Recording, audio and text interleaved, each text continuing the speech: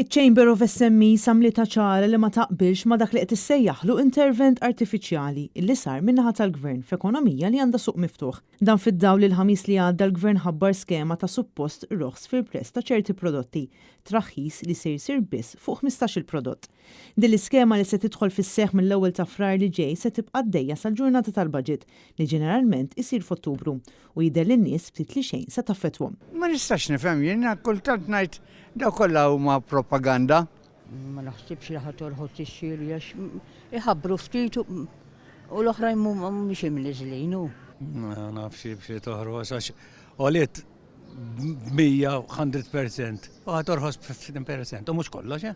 Ngħidlek li naħseb kif konna ħanibqgħu. Il-Kamra tan-Negozji żgħar qalet li d-deċiżjoni tal-Gvern biex il-prezz ta' ċertu prodotti jkun wieħed fiss mhux l-iktar deċiżjoni vijabbli fid-dawl tal-kwistjoni komplessa tal-inflazzjoni. Iċ-Chamber of SMEs qalet li s-settur tal-ikel ma kienx l-uniku settur li kien affettwat mill-għoli tal-ħajja u fil-fatt kienu l-maġġoranza tal-prodotti li ġew affettwati mill-inflazzjoni. Għalhekk sostniet li kien inġust li ntażel biss dan is-settur sabiex ikun hemm traħħis fil-prezzijiet. U fid-dawl ta' dak li għaddej minnu pajjiżna, il-Gvern għandu jkollu pjanijiet fit-tul fil-waqt li għandhom jissaħħu il-prodotti lokali. Iċ-Chamber of SMEs urid ukoll it-tħassib tagħha dwar il-mod kif il-Gvern mexa bid-diskussjonijiet u dwar il-pożizzjoni diffiċli li spiċċaw fiha l-operaturi privati.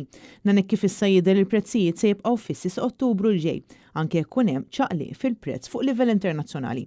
Apparti dan, fost ir-reperkussjonijiet li din l-iskema se tkun qed toħloq, hemm il-fatt li prodotti oħra se jkunu qed jiżdiedu fil-prezz tagħhom sabiex jagħmel tajjeb għal tnaqqis fil-prezz tal-prodotti li jiffurmaw parti minn din l-iskema tal-Gvern.